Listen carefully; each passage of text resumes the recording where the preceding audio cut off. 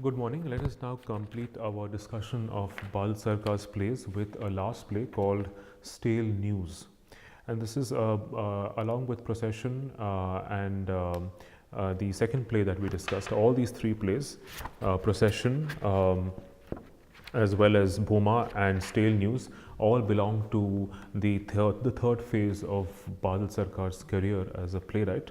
They were all performed in open courtyards or open air performances that where the audiences could actually intimately interact with the actors on stage, not on stage but in front of them. Stale News, unlike the previous two plays that we discussed, are more historically situated. They are more located in the historical context of the British suppression and persecution of the Santhali tribes that belong to West Bengal.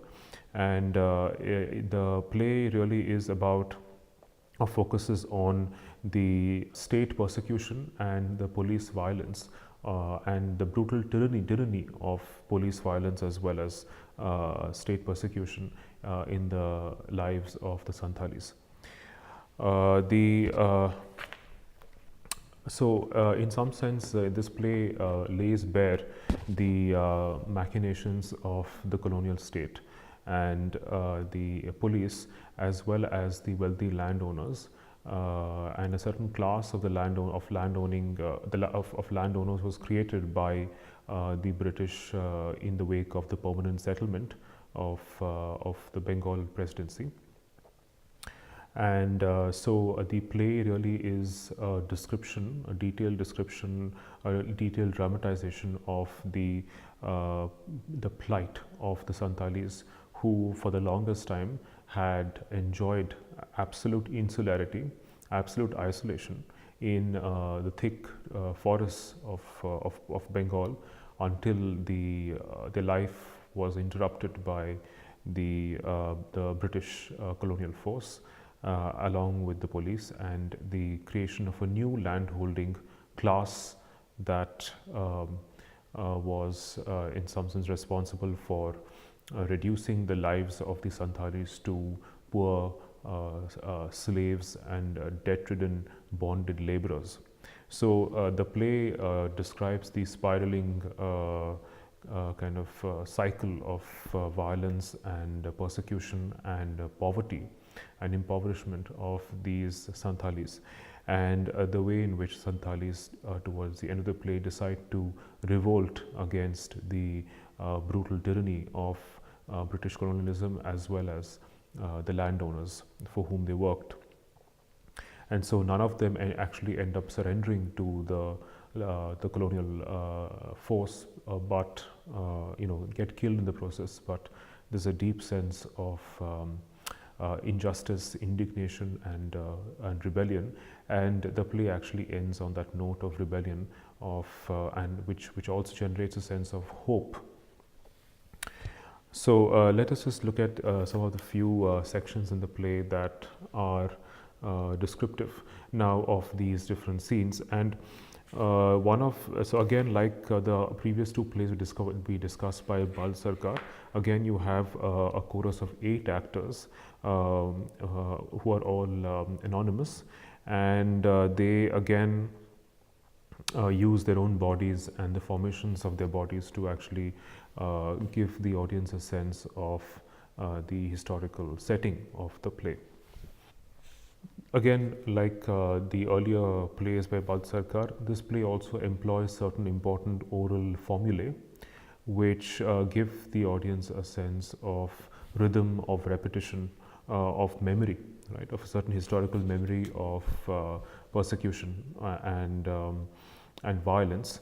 One constant refrain throughout the play is this phrase called Dominique.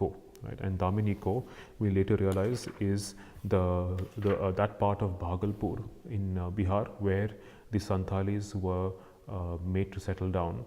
So the play in some sense describes the historical trajectory of this community of Santhalis that for the longest time was, at least the play suggests that they were the first agriculturalists agriculturists, the first settlers to settle down and practice agriculture and live in relative isolation until their lives were interrupted by the British colonial regime and colonial the incursions of colonial modernity. So this play describes that, and we discover later on that under British rule, in fact, one of the actors says, and this is a fairly long description of what happened. He says that when the state of Bihar came under British rule, the barter-based economy and social life of the Santhals began to crumble under the impact of the exploitation and oppression of the British merchants and the money-based economy they introduced. The Santhals began to emerge into the open after the almost complete insularity they had enjoyed in their social life for thousands of years. They started to spread over areas like Pakur, Dumka, Bhagalpur and Purnia in Bihar, and Birbhum, Bankura and Murshidabad in Bengal around the year 1970. Landholders of these areas brought them in, employed them in clearing the forests. That part of Bhagalpur in which Santhals had concentrated, forming a majority of the population, was known as Dominique, later described as the Santhal Parganas, the inaccessible forests of the region. And so this was cleared. The inaccessible forests of this region were cleared by the Santhals. They built homes in the forest, and through hours of toil, they raised a golden harvest on a land that had never been trod upon by human feet. So the description really is about the incursions, the presence, growing presence of the British, and also in the post-colonial era, you also see how landholders of these areas of Bihar brought the Santhalis in together from across various regions where they were made to work for them as hired laborers on the land. And the Santhalis managed to were responsible for becoming expert tillers, laborers who worked on the land and who managed to raise excellent harvests for the landowners. But the entire play is also set against the context, the backdrop, or the historical backdrop of colonialism and the struggle for freedom. And there are many voices in the play that represent the voices of the nationalist elite, many of whom were at the forefront of the freedom struggle. Many of whom also wrote against the British, but they were also in some sense legitimizing British rule because they felt that perhaps that India was not yet ready for freedom, or India needed the presence of the British in their lives because the British had given them a lot in terms of English education, in terms of infrastructure, in terms of technology. And so which is why they were beholden to the British for introducing India to modernity and modern life. And so there are, for example, a listing of names, right? A listing of several names that are now famous in the earlier generations of pre-independence Bengal. So you have, for example, Sri Chaitanya, Ramakrishna, Sai Baba, Maharishi Mahesh Yogi, Ram Mohan, Vidyasagar, Vivekananda, Bankim Chandra, Gandhi, Rabindranath, Sharat Chandra, Tara Shankar, Vibhuti Bhushan, Jibanananda, Bade Ghulam, Alauddin, Bhishma Dev, Ravi Shankar, Ali Akbar, Girish Chandra, Binodini, Shishir Bhaduri, Ahin Chaudhary, Durga Das, and so on. So there are lots of people who are now well known, renowned in the field of Bengali literature, writing, film, politics, and so on and so forth, theatre, and so they're all important, spirituality, religion, they're all important figures, and in some sense their voices are also being represented as ways of actually legitimizing British rule, or for example upholding Hindu culture, right? So Vivekananda, of course, who appears as one of the voices in the play, also upholds the glory of Hindu civilization. And the play also describes the ways in which this state and political and social sponsoring of Hinduism has eclipsed, sidelined, wiped out a lot of local Santhali customs and rituals. And a whole way of living has been transformed by colonial modernism and the modern construction of Hinduism. Then over the course of the play, there are also descriptions of various classes of moneylenders who are also, taking advantage, thriving on the money-based economy introduced by the British, right? So the money-based economy introduced by the British merchant rulers is beneficial in producing a whole class of moneylenders from different regions of the country, and they're all bent on fleecing the poor Santhals, right? So the Santhals call these moneylenders dikus, okay, and the dikus were joined in their exploitation of the Santhals by the landholding class, created to strengthen the foundations of British rule over India. Large quantities of rice, mustard and other oilseeds were sent off to Murshidabad, Calcutta and England. In return, the Santhals received a small sum of cash, some salt, tobacco or cloth, the prices of which added up to something far below a reasonable price for their produce. In the rainy season, the moneylenders would lend them some money, rice, maybe a few other commodities thus. So the Santalis are at the mercy of a very powerful nexus or connection between the landholding class and these dikus or these moneylenders, both of whom have been produced by the money-based economy introduced by the British. And the Santals have to, in some sense, work for these, slog away, be exploited, work for these landholders. And they receive a very small portion of the products that they help produce and export to other parts of the country. Then the Santhali laborer, hired laborer, is also bears the burden of paying taxes, right? The burden of paying the taxes, of also having to repay loans on high rates of interest, loans that they have taken from these moneylenders, and so they are condemned to a life of poverty and debt, right? They live hereditary lives as bonded laborers, right? So in the rainy season, the moneylenders would lend them some money, rice, maybe a few other commodities, thus remaining masters of the Santals' destinies for the rest of their lives. The rates of interest were exorbitant, going up to 500% at times. So the Santhalis are at the mercy of the moneylenders, right, who lend them money, rice, other commodities at very high rates of interest. Then in the process, the Santal would lose the crop in his field, he would lose his plough, his oxen, even himself and his family to pay the interest. Even after he had repaid 10 times the original loan, the burden of the loan remained as heavy as ever in this great festival of plunder. Right? So the Santhali has been reduced to a pitiable kind of state of debt, of indebtedness and poverty, which lasts for generations. Now, this notwithstanding the fact the state government later on gave a certain percentage of reservations for tribal and caste communities, the play is also satire on how these reservations are of no use, because these tribal and caste communities do not have access to any sort of institutional power or merit, right? So they are condemned to leading the debt-ridden and impoverished lives that they lead, despite the fact the state has given them or promises them reservations. The play also mentions various products.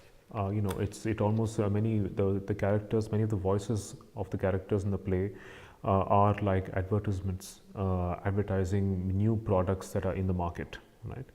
Like Lipton green label, Prestige pressure cooker, Indu, another name for film, right? Style proof, scratch proof, time proof, value proof, TVs. These are all voices of consumerism and capitalism, right? And it's in these voices of consumerism and capitalism that certain sections of society, like the Santhalis, are completely forgotten, right? They're the ones who probably help produce them. Maybe some of them have tried to move to cities to get jobs, but are still struggling to make ends meet. So we completely forget about the exploitation of these Santhali workers who are behind the scenes responsible for producing many of these products. Later on, we have further descriptions of the exploitation of the Santhals, the way they were cheated of their property, their vegetables, goats, and poultry. They were insulted, they were beaten, they were tortured, the women were raped, nobody was left out. It's also a very kind of satirical description of how Santalis are cheated by the markets that use spurious scales to weigh their produce and give them very low rates for what they sell. So the Santals become these perpetual slaves. There's no relief, there's no freedom, there's no relief from the loans that they have to constantly repay at very high rates of interest. And if the slave refuses to work, he would be terrorized by flogging, starvation, and threat of imprisonment. There was no relief. So it's a whole structure of corruption, of power and corruption, and the Santalis are poor victims at the hands of this structure. It's a structural problem, right? So the British judges and magistrates were bribed by the landholders and moneylenders.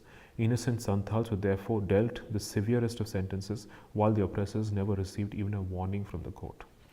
There's also the play also focuses on the oppressed lives of lower caste Hindus and poor Muslim weavers, right, of certain communities of Bihar and Bengal.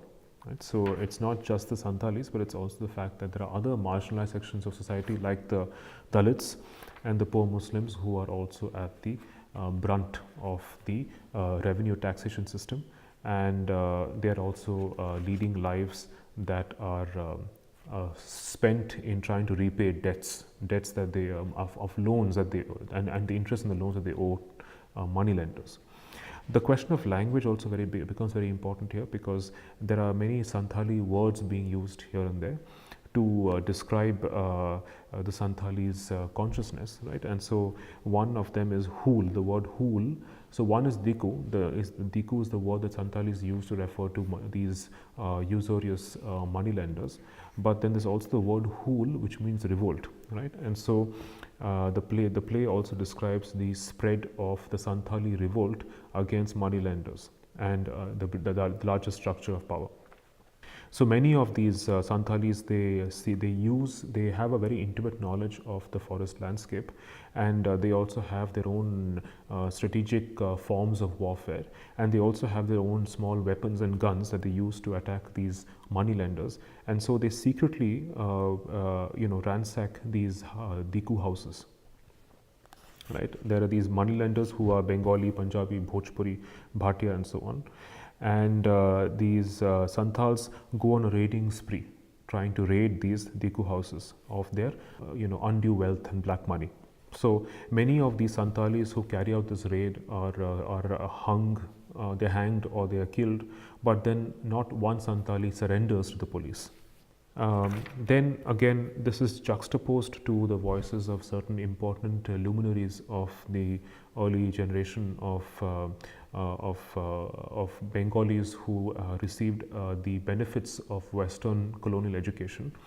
One, of course, is the very important scholar Raja Ram Mohan Roy, whose voice is also represented in the play.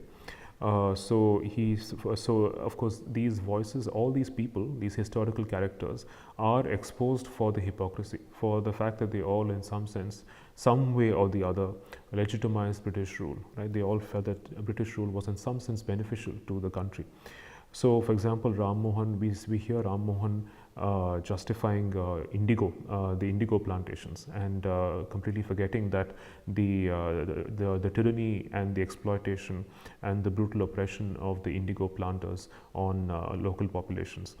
On the whole, the indigo planters have performed more good to the generality of the natives of this country than any other class of European, whether in or out of the service, right? So completely oblivious to the fact that the indigo plantations also produced mass famines and starvation and exploitation. If Europeans of character and capital were allowed to settle in the country, it would greatly improve the resources of the country and also the condition of the native inhabitants. So these are probably quotes of Raja Ram Mohan Roy. The peasantry and villagers in the interior are quite ignorant of and indifferent about either the former or the present government, and attribute the protection they may enjoy or oppression they may suffer to the conduct of the public officers immediately presiding over them. But men of aspiring character and members of such ancient families as are very much reduced by the present system consider it derogatory to accept the trifling public situations which natives are allowed to hold under the British government and are decidedly disaffected with it. Many of those, however, who engage prosperously in commerce, and of those who are secured in their peaceful possession of their estates by the permanent settlement, and such as have sufficient intelligences to foresee the probability of future improvement, which presents itself under the British rulers, are not only reconciled to it, but really view it as a blessing to the country. So Raja Ram Mohan Roy justifies the benefits of British rule of the permanent settlement that produced a new class of landholders, and believes that that the peasantry and the villagers are ignorant of the or are indifferent of the welfare measures of the government, the beneficial rule of the British, right? So they know nothing, and we know everything, right? So that's the tone. So he believes that the British government is the only government that can actually bring in, liberties, civil rights. Right? Then there's also Buncombe Chatterjee, the important Bengali writer, Buncombe Chatterjee, who again, is called the father of nationalism, but actually ends up saying that, for without the support of the English is no way to revive the eternal religion. So he says that the only way to revive the eternal religion of Hinduism can only be with the support of the British. We'll set the English to rule over us. They are now traders only, devoted to collecting money. They do not care to take on the burden of administration. As a result of this revolt of the sannyasis, they will be compelled to take on the responsibility of administration. The revolt of the sannyasis occurred only to make the English our rulers. There will be many who grumble, is freedom then equal to foreign rule? Why do the nations of the world then lay down their lives for freedom? To those who say thus, I shall submit that we are not concerned with that issue at all. For we are a nation under foreign rule, and we shall remain under foreign rule for many years more. Hence, those issues do not concern us. So, Bankim Chandra isn't really concerned about freedom from foreign rule. He only feels that the foreign rule can only become a way, a means, an indirect means through which, Hinduism can be made into an eternal religion. Then there are the voices of people like Swami Vivekananda, who says, I do not say that we do not need political or social advancement, but I trust religion comes before everything else. Every improvement in India requires first of all an upheaval in religion.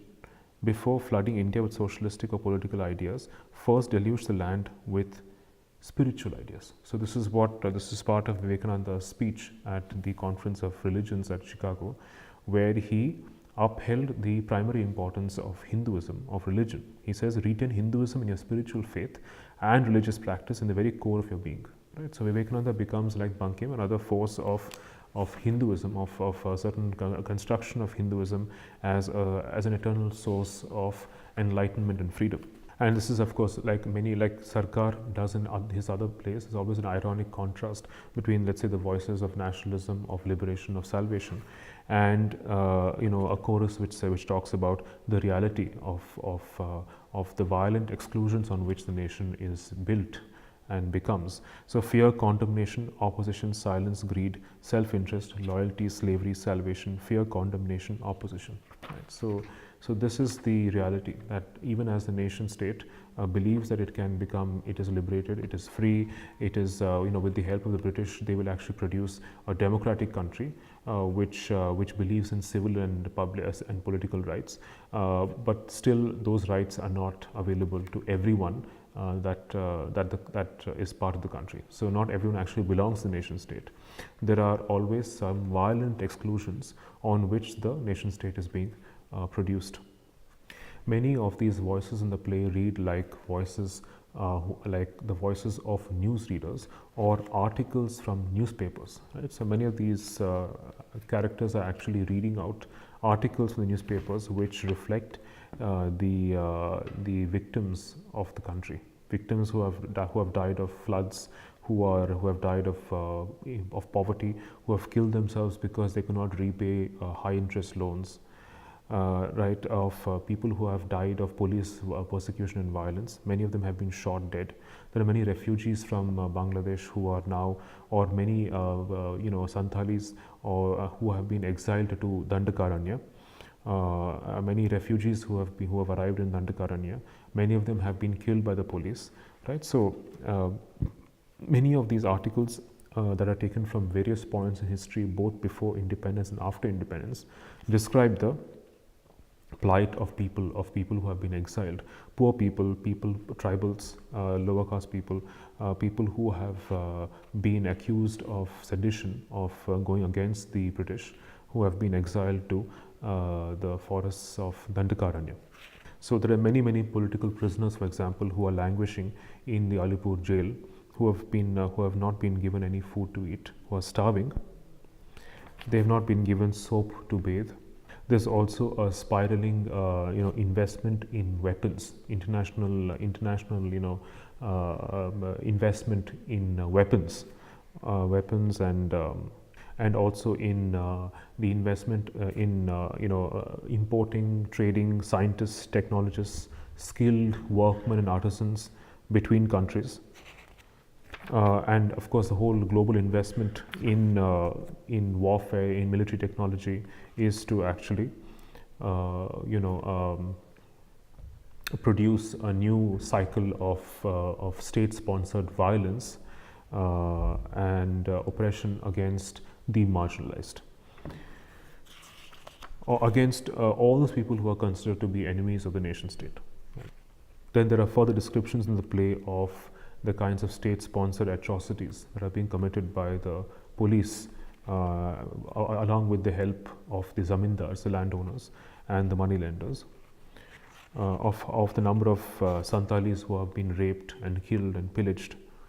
And one of the interesting devices that Sarkar uses in the play is of a dead man. There's a dead man who is walking around on the stage, not on the stage, but he occupies different points of the performance arena, and he becomes an allegory of the marginalized Santhalis. He also becomes a symbol of the rebelliousness of the Santhalis, of the power of the Santhalis to oppose and strike back at the British, at the moneylenders, at the landowners, through their own strategic warfare.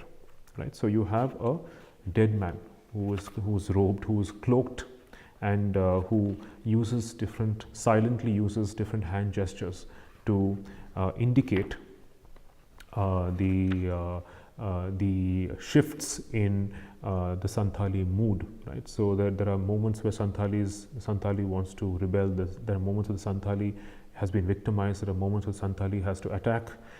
So you have, for example, a stage description such as this, where, for example, there is a moment where in the play where one of the British sepoys moves up to an old Santhal who's streaming with blood and is surrounded by the bodies of the dead, and he asks the Santhal who has been rebelling, who's been revolting against the British, to ask him to drop his weapon. But the old man raises his battle axe and with one stroke beheads the sepoy. So the stage direction is like this, which says the dead man suddenly turns around, and so the dead man is witness to all these different actions that are happening in the play, and the dead man suddenly turns around, forces his way through the crowd. So the crowd scatters, some fall to the ground. The old Santhali tune again, the rhythm shaky and a bit uncertain, the pace slow. The men on the floor grope for one another, grope for the melody like blind men reaching out. Dead man enters slowly from a different direction. He takes his position in the middle as the group hold hands and move in a circle around him, still in a state of blindness, the bodies moving uncertainly to the pull of the hands. Right, so the dead man is someone who was constantly on stage, as it were, but is also in some sense constantly embodying the rebelliousness of the Santhalis, the revolt, the spirit of rebellion within the Santhalis. In one of the encounters between the British who take the help of the zamindars, the moneylenders, and the indigo planters, who provide the British with money, with men and money. They're all conspiring to eradicate Santhals and eradicate the villages and kill all of them. So at that moment, where there's this action taking place between the Santhalis who are secretly hiding and are trying out their strategic warfare tactics by shooting at these policemen, these sepoys, soldiers, the dead man again appears. They jump up with tremendous spurts of energy and freeze into positions at various points in the acting area, armed with bows and arrows and battle axes. Dead man has appeared, his right hand raised. One's eyes are riveted on the hand from a distance. He starts reading. Dead man draws him along through crowds of men.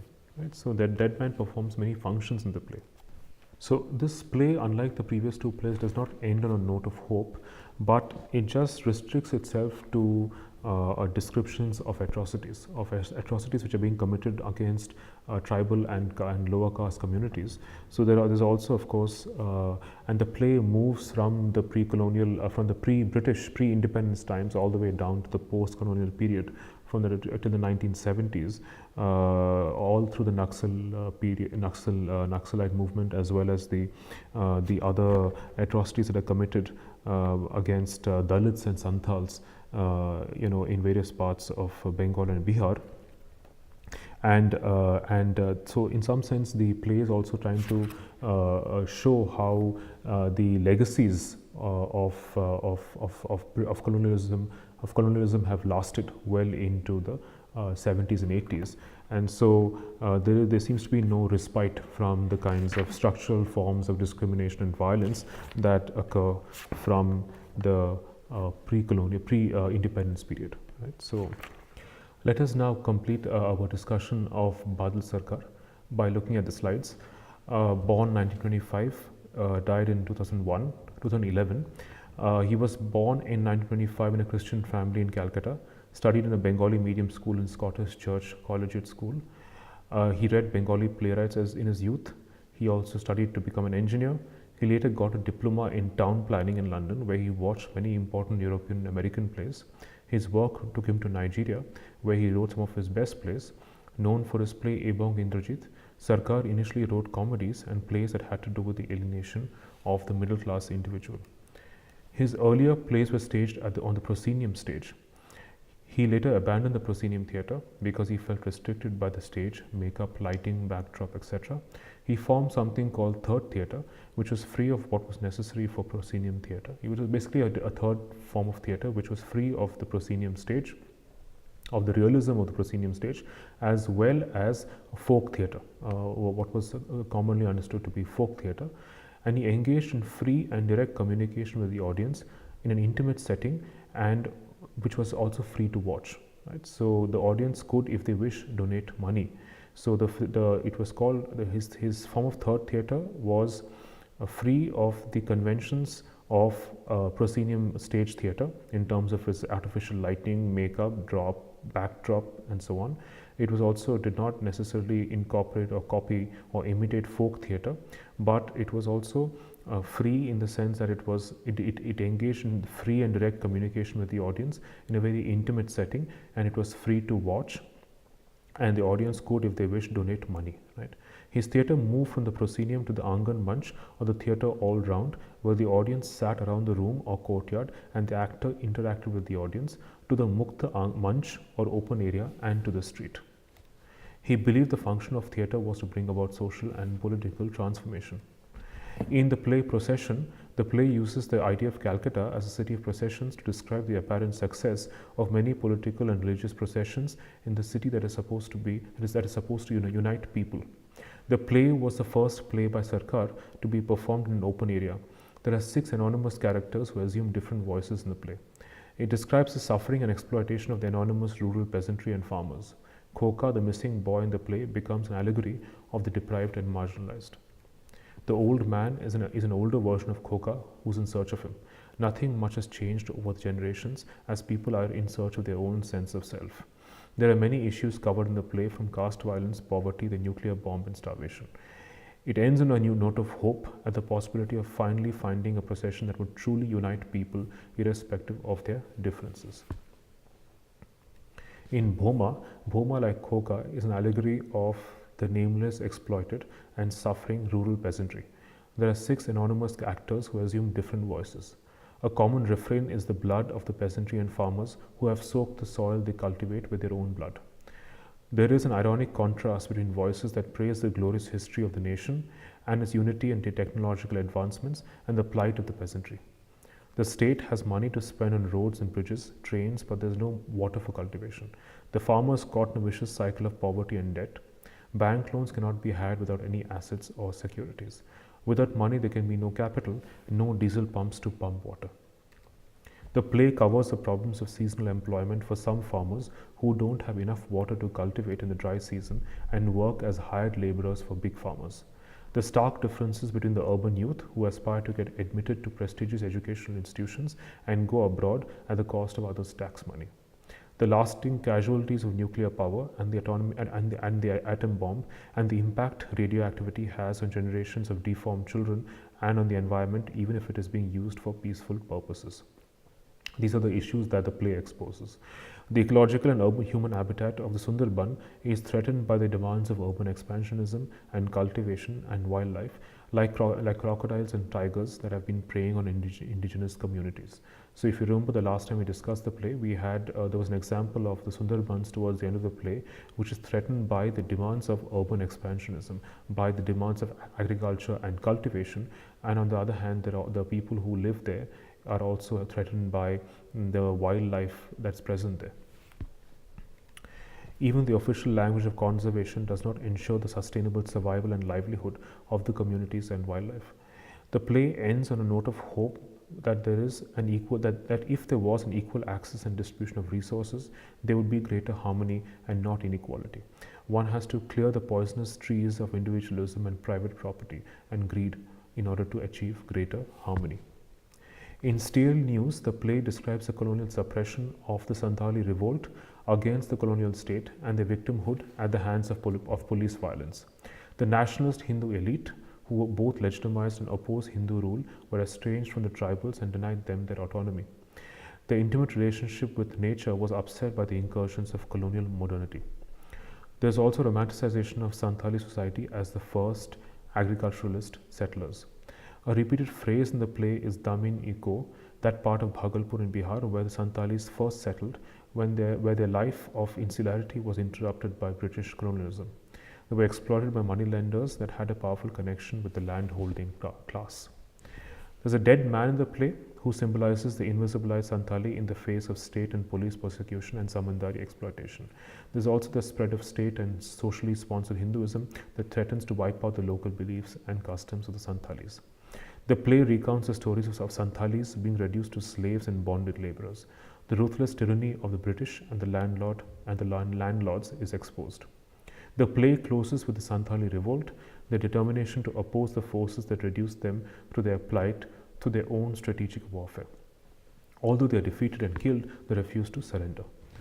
With that, we come to the end of our discussion of Badal Sarkar, and we also end this particular course on the introduction to modern Indian drama. Thank you all for listening. Thank you.